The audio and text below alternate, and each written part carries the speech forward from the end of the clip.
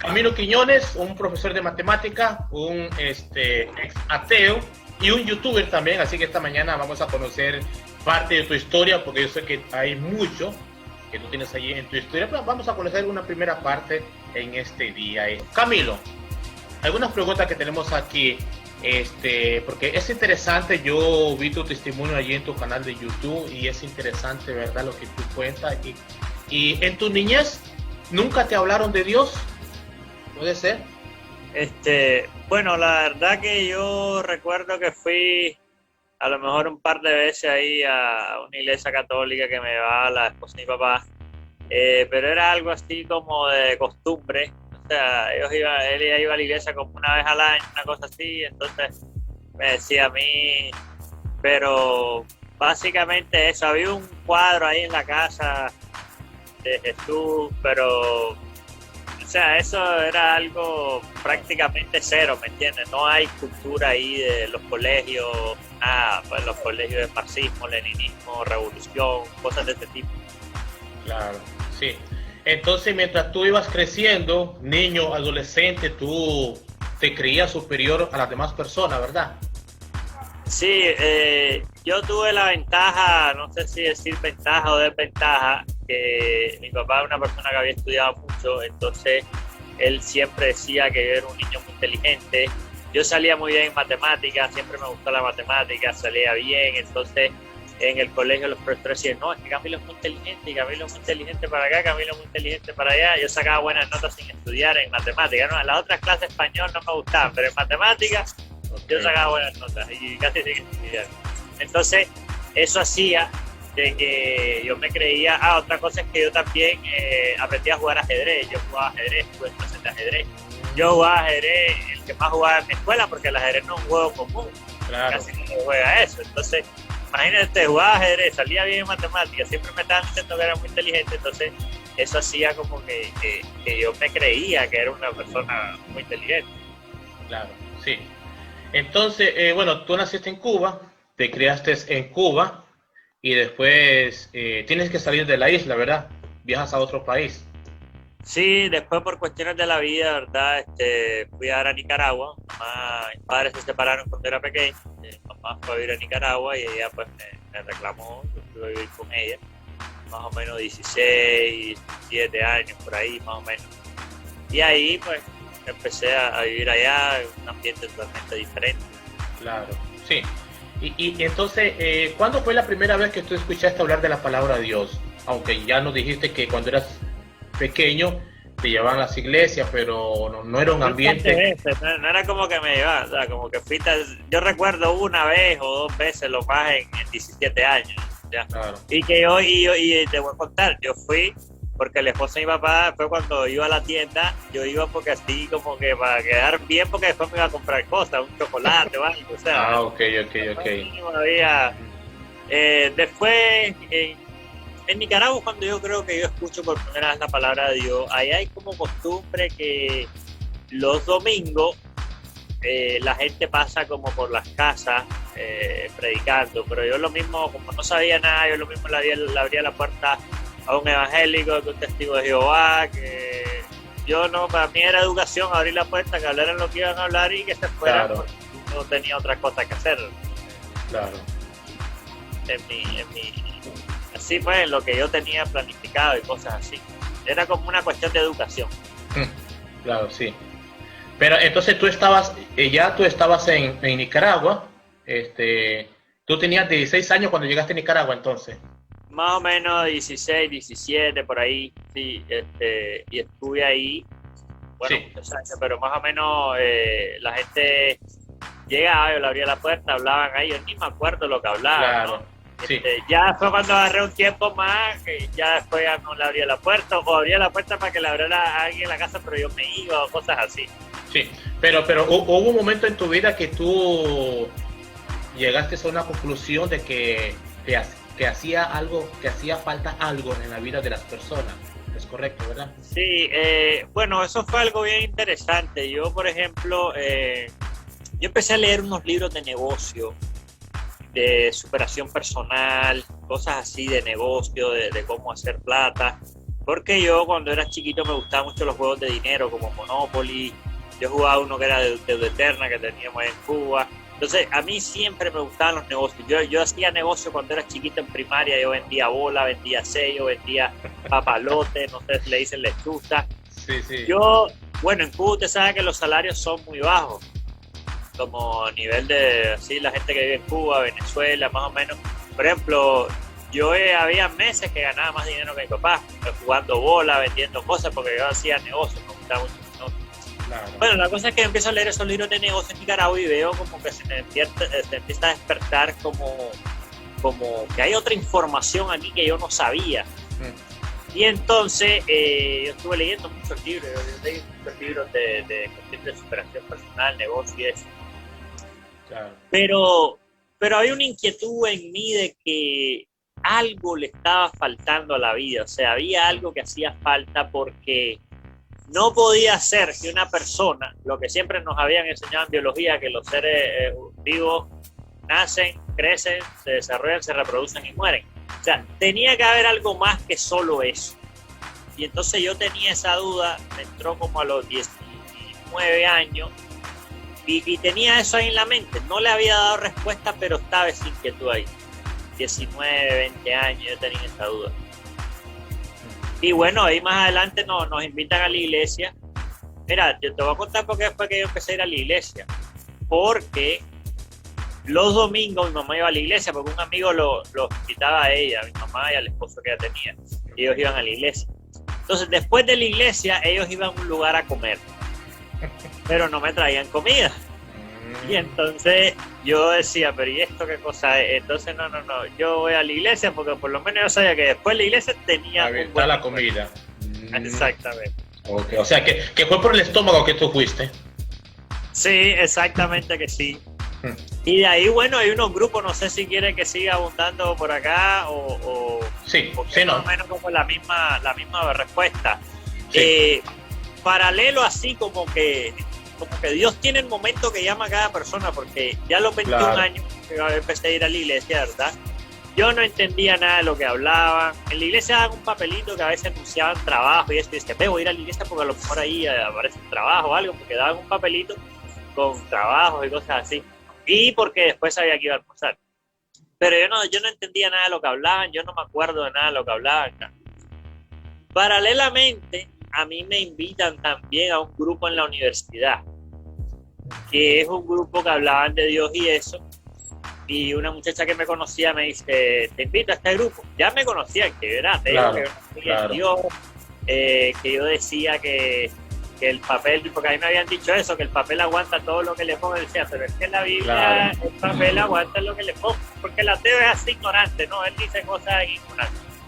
La cosa es que ella me dice, pero yo sé que tú no vas a ir, me dice. Pero eso como que me retó. Yo le dije, no vas a ver que yo sí voy a ir al grupo hoy.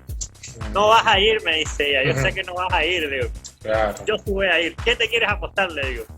Y me dijo, sí, te apuesto como $2, una cosa así, no me acuerdo. Vas a ver que yo voy a ir. La cosa es que era como dentro de media hora o algo así el grupo, que era como en el horario de almuerzo. Claro. Y entonces fui como para demostrarle a ella que yo sí iba a ir. Claro. Y la cosa es que cuando voy, veo que dan refresco y galletitas y cosas de comer. Y este círculo, este grupito está bueno. Está aquí, bueno, claro. ¿no? Yo no tenía problema en oír porque no entendía nada en ese claro. momento. Tenía un total desinterés. Ese es por otro lado. Pero hay otro lado también, que es otro grupo que me invitaron, que era los sábados por la tarde. Ese yo iba después que jugaba básquet. Y entonces igual daban galletitas y pancitos, galletas, comida, refresco frío, y yo ya tenía asegurado mi refrigerio, como le decían. Claro. ¿Qué pasó ahí en esa reunión de jóvenes? Bueno, quería comentarte que en Cuba lo que predomina en creencias es cuestiones de brujería. Es normal que tú vayas a un parque y veas un lacito rojo con unos bananos, unos cocos en unas palmas, cosas de ese tipo, que todo el que está allá es obvio y sabe que son cosas de brujería y eso. Entonces, nada que ver con... Pero, perdón, estamos hablando de un lugar público. De Cuba, cuando estaba en Cuba, sí, eso ya. Pero un parque, lugar público. Solo para, sí, los parques públicos, los lugares públicos. Entonces, bueno, cayendo en esta parte, sí, ya yo empiezo a ir a unos grupos ahí en Nicaragua, empiezo a ir al grupo de la universidad, que era la hora almuerzo, y el grupo de los sábados, que era a las 7 de la noche, más o menos, y después que yo jugaba básquet, como de las 5 hasta las 7, que estaba cansado, yo iba para el grupito, porque ahí yo sabía que hablaba un poco ahí de algo, y después venía el refrigerio, que era mi parte favorita, ¿no? Yo creo que es por la necesidad, que en Cuba uno pasa tanta necesidad que un refresco, una galletita, eso es algo muy novedoso. Y entonces, ¿cuál fue la prueba que tú le pediste a Dios para comprobar su existencia? Bueno, yo como estaba viendo ese grupo de los sábados ahí, ¿no? Después a veces pasaba que el básquet estaba un poco incómodo, yo me iba un poco antes al círculo, empecé a escuchar una que otra cosita, ponerle un poco de atención porque no le había puesto interés en todo el tiempo, ¿no? Entonces yo vi que lo que hablaban tenía sentido y esa inquietud que yo siempre tenía en mi mente de que tiene que haber algo más, eso estaba en mi mente ahí muy marcado. Ese tiene que haber algo más, en lo que hablaba en el círculo, que Dios, que aquí, que Jesús, empezaba a hacer cierto sentido, pero todavía yo no lo lograba entender, ¿no? Pero miraba que había algo ahí. Entonces un día me acuerdo saliendo de ahí, yo tomo la decisión y le digo, bueno, Dios, mira, vamos a hacer algo. Voy a meterme un año en esto. Voy a salir a la iglesia un año, voy a poner más atención a las cosas, voy a leer la Biblia, a ver si es verdad que tú existes. Entonces, si tú existes, ok, vamos bien, pero si tú no existes, ya yo no tengo ningún problema si yo como que tengo resuelta mi vida y a mí me va a ir bien. A mí yo no necesito así como que Dios que me ayude o algo así, ¿me entiendes? A ese nivel de arrogancia e ignorancia estaba yo en ese momento. La cosa es que yo voy como hablando con Dios así, yo solo, ¿verdad? Y ya llegando a la casa, yo llego y nosotros casualmente nos mudamos a otro lugar. Habían hecho movimientos de tierra, era una lotificación nueva que estaban haciendo. Habíamos sembrado como 15 o 20 palitos de mí, recuerdo bien. Y la cosa es que todos se habían doblado, se ponían morados y se morían, ¿no? Se secaban porque era un suelo que tenía movimientos de tierra y cosas. La cosa es que yo ya voy llegando en lo que está hablando con Dios y eso, y ya veo un palito que está doblado, morado. Y entonces le digo, bueno, Dios, y para no perder mi tiempo, yo quiero que tú revivas el niño para ver si es verdad, vaya, para ver si no pierdo el tiempo yo en este año. Así, ¿me entiendes? Un arbolito que estaba ahí. Sí, había un arbolito correcto que estaba ahí en la entrada de la casa. ¿Y qué pasó días después? Mira, bueno, uno a veces parece como casi un compromiso y se lo olvida al instante, ¿no? A mí ya sabía, el otro día a mí se me había olvidado todo eso. Claro. Yo estaba tranquilo, la vida estaba normal, sin ninguna novedad, a mí como que se me había olvidado todo eso. La cosa es como 15 días después, yo estoy sentado ahí afuera en el porche, ahí en un sillón, no me acuerdo. Y el esposo de mi mamá viene llegando, no me acuerdo bien, pero él mira y dice, ay, mira el palito, si tiene una hojita verde.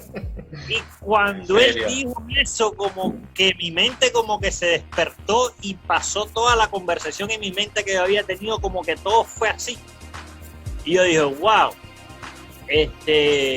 yo me quedé sorprendido, ¿no? Entonces dije, bueno, Dios, parece que sí, que voy a hacer mi parte, voy a cumplir mi palabra. Y entonces voy a cumplir mi palabra y entonces, bueno, ok, voy a creer. Entonces, hablé con el líder del círculo. Había escuchado que uno tenía que aceptar a Jesús. Yo no estaba claro qué cosa era eso, pero yo le dije al líder, bueno, dije, no, este domingo voy a ir a la iglesia y yo voy a aceptar a Jesucristo.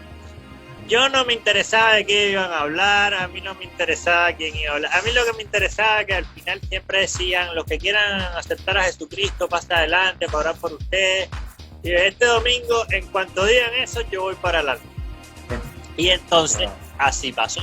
Fui el domingo, me acuerdo que tuve que ir en un bus y tenía que caminar un montón, y iba a caminar hasta la iglesia porque no había un bus que llegara cerquita, sino que había que caminar bastante. Y yo dije, oye, esta caminata está bien, pero bueno, no importa, voy a ir porque yo tengo palabra y tengo que cumplir el compromiso. Y entonces fui para allá, y ese día, ni me acuerdo lo que hablaron, pero cuando dijeron que quién quiere ir a recibir a Cristo, yo fui para allá a aceptar a Jesucristo. Y eso fue el 6 de junio del 2004. Ahora le voy a preguntar a mi líder qué tengo que hacer, porque él sabe más que yo, él me va a decir. Entonces le dije, mire, ya hice esto, no sé qué. Quiero que me diga, voy a leer la Biblia, ¿por qué libro empiezo? Ya, y es bueno que uno tenga alguien que lo esté guiando. Entonces me dice, bueno, léete el Evangelio de Juan. Ah, ok, perfecto. Entonces empecé a leer Juan 1.1, y un capítulo todos los días. Juan 1.1, el otro día Juan 2, Juan 3, así. Otra cosa que te quiero contar es que, como te había contado, que yo siempre chiquito me gustan los juegos de dinero, entonces yo siempre he querido ser como que ser millonario, que quería ser millonario. Y entonces en Nicaragua, la gente que te hablaba de Dios era gente como gente pobre, ¿no? Que pasaba en su casa tocando la puerta, yo vivía en un barricito ahí en Nicaragua. Entonces, yo dije, pero es que esto es que hay que ser pobre, y yo no, eso no me gusta mucho, y yo estaba... La cosa es que a los 10 días yo estaba un poco ya aburrido, y entonces llego a Juan 10:10 que dice, el ladrón no viene sino para hurtar, matar y destruir. Yo he venido para que tengan vida y para que la tengan en abundancia.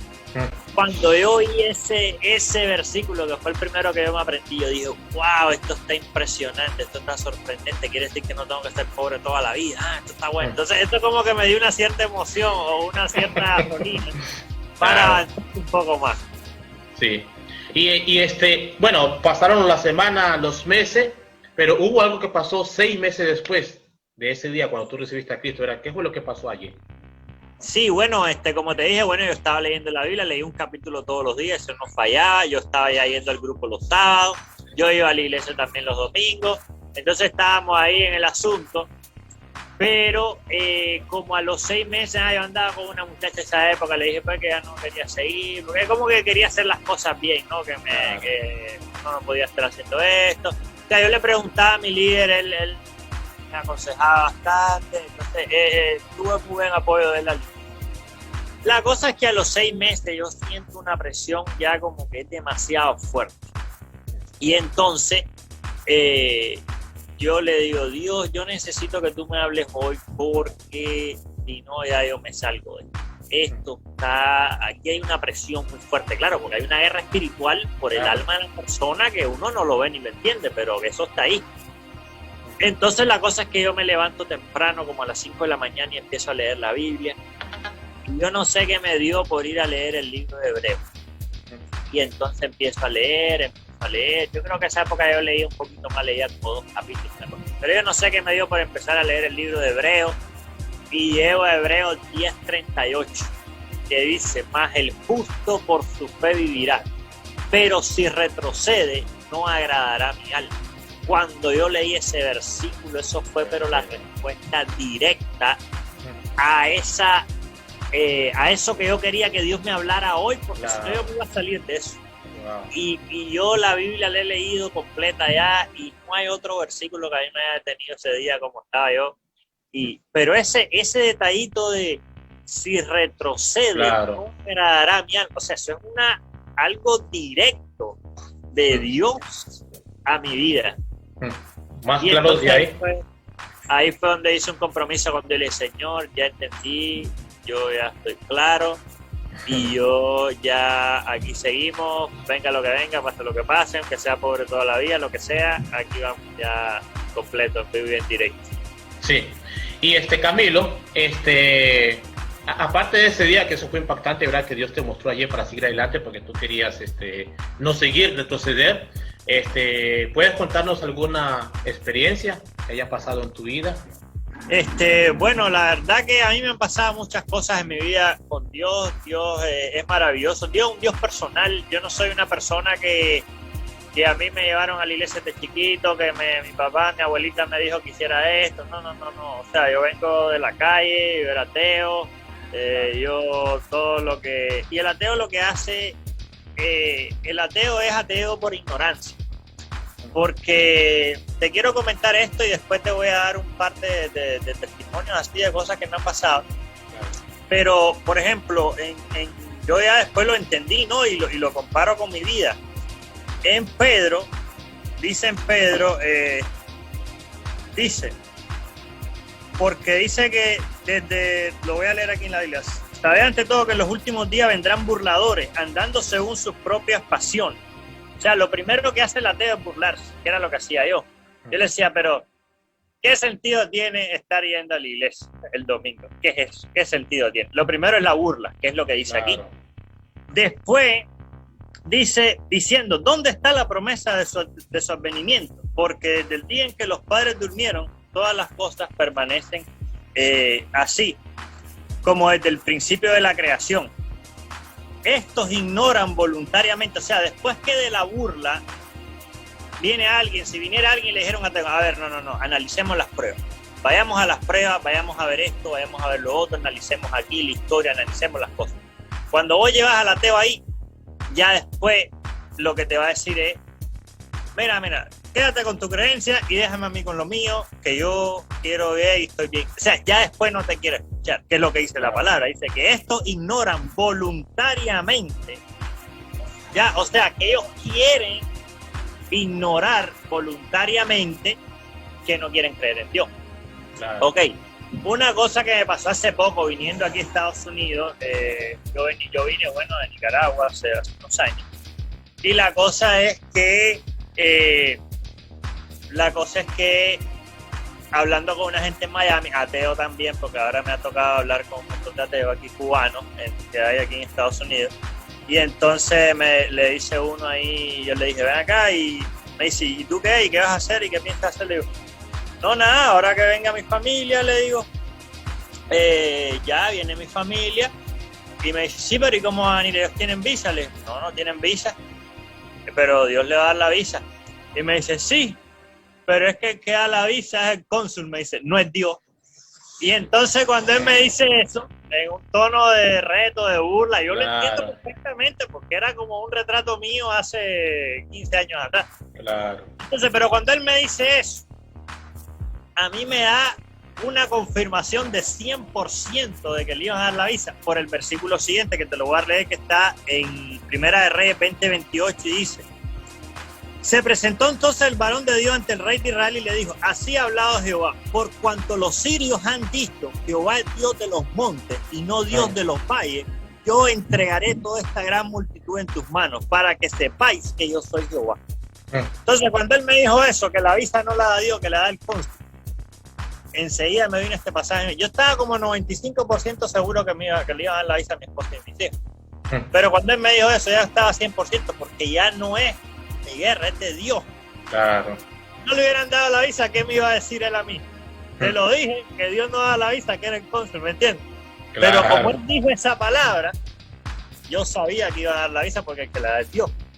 Entonces, vaya, y te puedo contar muchas cosas más, porque en Nicaragua las citas las estaban dando para 6 meses, porque hubo un problema allá fuerte en el 2008. Y a mi esposa del jueves le pusieron la cita para un lunes, o sea, 3 días, no dio tiempo ni nada. Tenían que sacar un papel mío, que el gobierno se demora en sacar los papeles. Claro. Una cita de migración ahí, no sé qué. Sí, no. Y eso fue inmediato, de jueves por la tarde, que estaba casi cerrado, para viernes. Otra cosa es que cuando van niños chiquitos sin los 2 padres es muy difícil que le den la visa. Y también otra gente no le van a dar la visa porque Camilo no está aquí, no le van a dar la visa. Y ante todo, contra todo pronóstico, contra toda cosa, le dieron las 3 visas a mi esposa y mis 2 hijos por 10 años. Sí. ¿Ya? Y entonces cuando me mandan el mensaje, lo llamo al que me había hecho, se le digo, ven acá, lee este mensaje aquí, que está aquí. Y entonces él se quedó así tan sorprendido. Claro. Camilo Quiñones ya le dieron la visa a su esposa y sus 2 hijos. Se quedó tan sorprendido y se alegró, ¿no? Porque... Y entonces le dije que queda la visa, tío, no es el cónsul. Claro, impresionante. Sí, es impresionante. De ahí me han pasado otras cosas que me han... Una vez saliendo de un grupo ya después al tiempo que yo estudié, que ya leía la Biblia, ya después yo tenía un grupo que yo hablaba de la palabra de Dios y todo eso. Y entonces una vez salimos, esto fue en Nicaragua, frente a uno de los barrios más peligrosos que hay allá. Y estamos en la parada por la noche esperando el bus. Y la cosa es que vienen unos muchachos con unos cuchillos. Y yo tenía mi Biblia y las muchachas que íbamos dos muchachos y yo, le quitan las carteras a ella. Y entonces yo pues le voy a dar el celular y me dicen, no, el celular yo no lo agarro, me dice, porque yo tenía la Biblia en la otra mano. Y se fueron rapidísimo y el celular a mí no me robaron. Pero las muchachas tenían la Biblia dentro de la cartera, entonces a ellas se le llevaron las carteras. Y al otro día y al otro sábado, cuando fuimos al grupo, nos dijo un niño chiquito que había en la casa, eso les pasó porque ustedes no oraron cuando se fueron. Y nosotros siempre orábamos, pero ese día no oramos. Y ese fue el día que nos robaron. Y así yo te puedo contar montones de historias que yo he visto la mano de Dios directa en mi vida y a mi alrededor. Y no es un cuento, o sea, Dios es real. Dios es real, sí. Dios nos ama y está esperando por nosotros con su gran misericordia, y Jesucristo es el único y verdadero Salvador. El que es ateo, yo pudiera hablar con ateos y yo tengo argumentos para decirle, pero al final ¿en qué va a caer? En decirle, mira, yo no quiero creer, déjame a mí con lo mío. Eso va a caer porque es que el ateo no tiene, primero se va a burlar, pero después ya va a decir, cuando ya ve que no te puede ganar, entonces lo que te va a decir es que yo ya no quiero creer. Seguro. Hay muchas personas que nos están mirando, niños, jóvenes y adultos. Puede ser que esté ahí alguna persona escéptica o un ateo que esté allí ahora en pantalla, ¿verdad? En el celular, la tablet, en cualquier dispositivo. Puede ser que usted haya escuchado hablar de Dios, pero no conoce a Dios. Puede ser que tú pienses que Dios no existe. Pero aquí tenemos un ejemplo, ¿verdad? Camilo, ¿cómo una persona puede recibir a Cristo en su corazón? Bueno, una persona tiene que confesarlo con su boca, porque en Romanos dice, con el corazón se cree para justicia, pero con la boca se confiesa para salvación. Porque lo que pasa es que el mundo espiritual es real, está, pero nosotros Dios nos ha dado libre albedrío, nos ha dado para que nosotros tomemos nuestras decisiones, y nosotros podemos dejar, o podemos a través de nuestras palabras, el proverbio dice que el poder de la vida está en la lengua, de quien la ama comerá de sus frutos. O sea, nosotros podemos dar un permiso a Dios de que entre en nuestra vida, o rechazarlo, o negarlo. Claro. Dice que a los suyos vino y los suyos no lo recibieron. Entonces nosotros tenemos que confesar con nuestra boca a Jesucristo. Tenemos que decir, Señor Jesucristo, yo te recibo en mi vida, yo te ruego que me perdones, que entres en mi vida, apunta mi nombre en el libro de la vida, guíame en tu propósito, porque Dios ha hecho un propósito perfecto para cada persona. La voluntad de Dios es buena, agradable y perfecta. Y la voluntad de Dios no la podés encontrar fuera del camino de Dios. Tiene que ser en Dios. Entonces, lo primero que necesitamos es recibir a Cristo en nuestro corazón. Y lo otro es que cuando usted lo reciba, no crea que usted sabe lo que tiene que hacer, porque usted no sabe nada. Tiene que ir una persona que sepa, a una iglesia, tener un líder, una persona, etcétera, y entonces decirle que te guíe, como hice yo, que le dije a mi líder, que leo yo, porque una persona nueva no se puede poner a leerse Apocalipsis, esto, lo otro. Tiene que poco a poco ir viendo cómo lo va a guiar un pastor, cómo lo va a guiar un líder. Necesita guía y necesita Biblia, necesita leer las Escrituras. Porque simplemente con leer un librito aquí, o que me leí un versículo en internet, no, eso no sirve. Usted tiene que tener una Biblia, dígale a alguien que se la regale o la compra, y usted tiene que leer la Biblia, porque las Escrituras son nuestro alimento. Esto lo dijo Jesús. Entonces necesitamos alimentarnos y estar continuamente congregándonos en un grupo y en la iglesia. Conozca a Jesucristo, que Él es el importante, Él es el grande. Si yo le puedo ayudar, yo le digo a los alumnos en YouTube, yo digo, me gusta la matemática, si te puedo ayudar con mucho gusto, pero lo más importante es que conozcas a Cristo. Amén. No es sacar buenas notas, es conocer a Cristo, y las mejores notas hay que sacarlas arriba, en el cielo. Interesante, duro, sí. Muy bien, gracias Camilo por estar con nosotros.